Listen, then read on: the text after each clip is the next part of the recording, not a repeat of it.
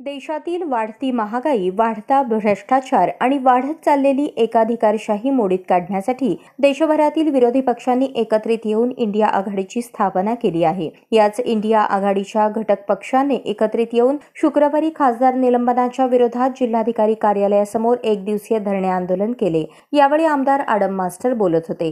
काँग्रेसने मोठ्या भावाची भूमिका निभावावी, निवडणुकीमध्ये सर्व पक्षाला बरोबरीचा वाटा द्यावा असे म्हणत मास्टर यांनी इंडिया आघाडीत सीपीएमची होत असलेली घुसमट आंदोलनस्थळी व्यक्त केली.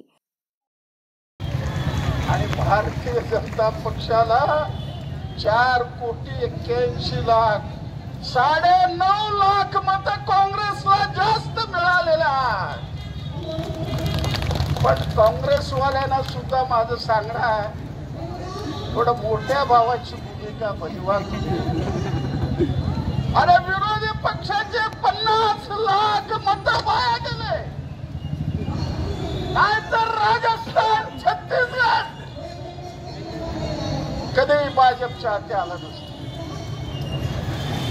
म्हणून थोडं काँग्रेसवाल्यांनी थोडं सबुरीनं घ्या, सगळ्याला बरोबर वाटा द्या. घरामध्ये 5 भावंड असतात.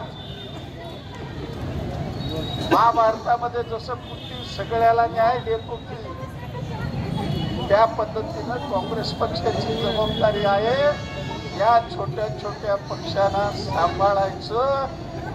नसेल तुम्ही बी आहात, आम्ही बी आहात, बोंबलत बसा सगळे.